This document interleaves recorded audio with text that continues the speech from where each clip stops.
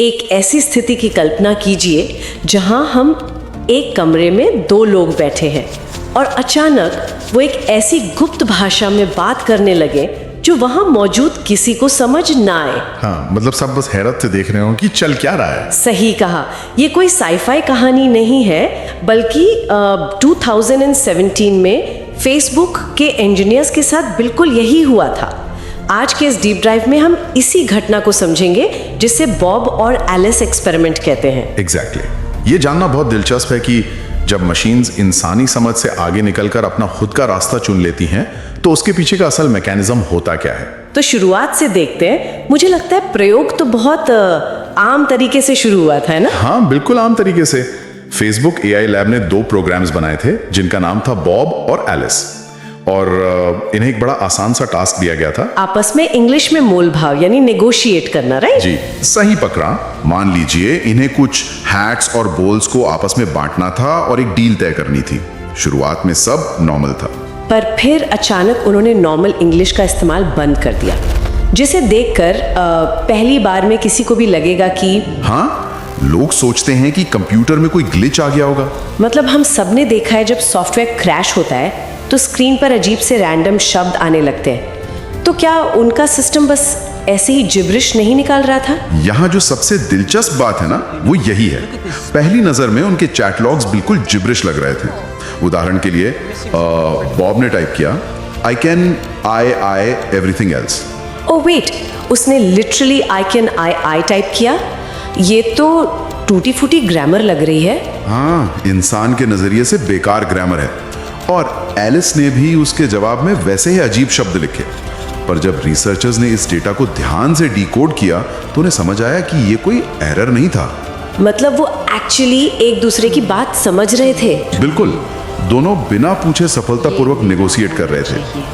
उन्होंने बेसिकली आपस में बात करने की एक नई भाषा ही बना ली थी। लेकिन एक एआई खुद से नई भाषा बनाएगा ही क्यों जब उसे इंग्लिश आती है?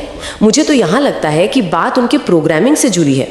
क्या उन्हें सही इंग्लिश बोलने पर कोई रिवॉर्ड नहीं मिलना था? बहुत सही पॉइंट उठाया आपने। इन एआई मॉडल्स को रीइंफोर्समेंट लर्निंग के जरिए ट्रेन किया गया था।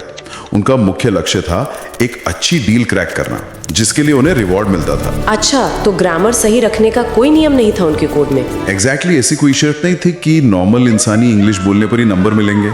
तो उन्होंने देखा कि आम भाषा में बात करना समय और कंप्यूटेशनल पावर की बर्बादी है।